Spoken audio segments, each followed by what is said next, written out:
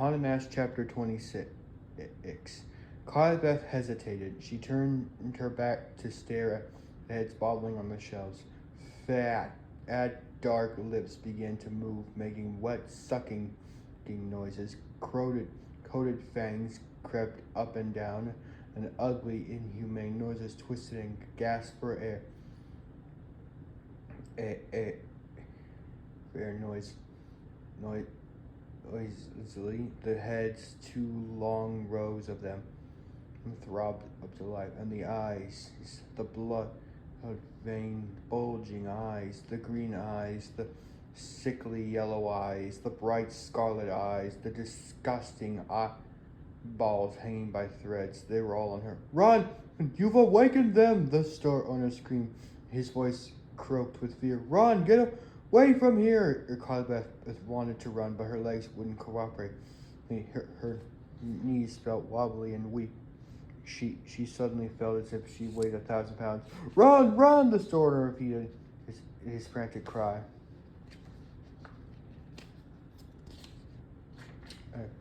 But she couldn't take her eyes off the throbbing, twitching heads. It's Carly gasped at the hideous scene, frozen in terror, feeling her legs turn to jello, feeling her breath catch in her throat as if she watched the head rose up and floated into the air. Run! Hurry! Run! The store owner. His voice seemed far away now. The heads began to jabber and rumble, with deep voices drowning out his frantic cries. The murmurs excitedly making only sound, no words, like a chorus of frogs. Up they floated, and Carly stared in silent horror. Run! Run! And yes, she turned and she forced her legs to move, and with a burst of energy she began run. She ran through the dimly lit front room of the store, her hands grabbing the doorknob, and she pulled the door open. A second later, she was out of the sidewalk, running through the darkness. Her sneaker clattered loudly on the pavement. She felt a shock of cold air against her hot face, her hot green face, her monster face, the monster face she could not remove. He crossed the street and kept running.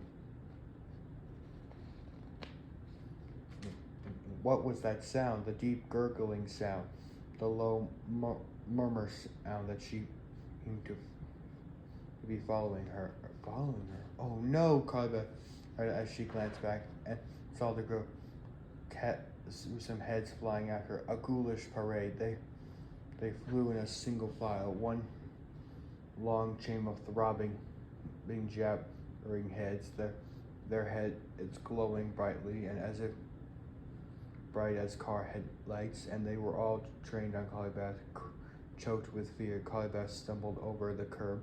Her arms shot forward as she struggled to wring her brake, regain her balance. Her legs wanted to collapse, but she forced them to move again.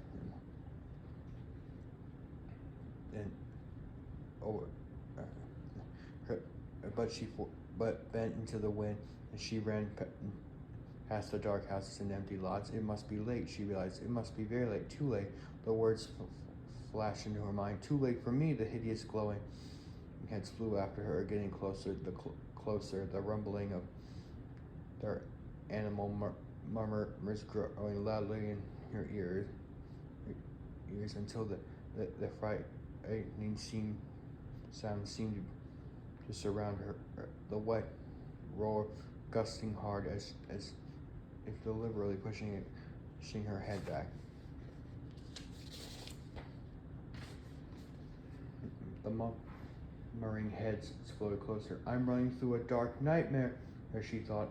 I may run forever. Too late for me. Or was it? An idea formed its way through her nightmarish panic. As she ran, her arm thrashing the air in front of her as if reaching for safety, her mind struggling for a solution, an escape, a symbol of love. She heard the store's owner's words over it, the rumble of the ugly whistle behind her. A symbol of love. That's what it would take to get rid of the monster's head that seemed had become her own. What it stopped the throbbing glowing heads that pursued her, that would it send the faces of the unloved back to where they came from, grasping for madly for breath as Calibeth turned in the corner and kept running, grasping. Glancing back, he could see the chattering pursuers turning into where am I? She wondered, turning her eyes to the houses she was passing. She had been too frightened to care where she ran, but now Calibeth had an idea, a desperate idea, and she had to get there before the gruesome parade of heads caught up with her. She had a symbol of love. It was her head, the plaque for a Paris head that her mother had sculpted of her. Calibeth remembered asking her mother why she had sculpted it, and her mother had replied, "Because I love you." Maybe it could save her, or maybe it could help her out of this nightmare. But where was it? She taught us to decide. She had left it behind in the head. She left it behind in someone's yard, and now she was back on the block. She recognized the street. She recognized the houses. This was where she had met up with Chuck and Steve. This is where she had sent them screaming, running in terror, off in terror. But where was the house? Where was the hedge?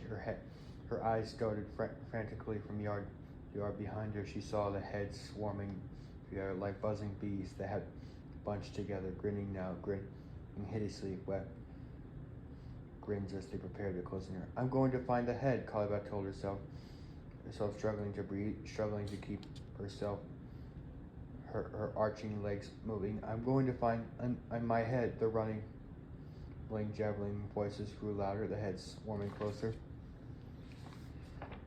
Where? She screamed out loud, and then she saw the tall hedge across the street, the head at across the yard across the head, the beautiful head she had left from behind the head.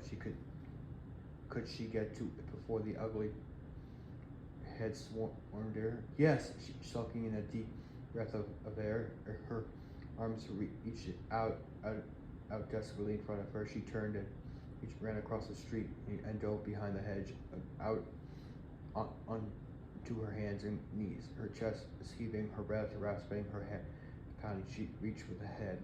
It was gone. The end.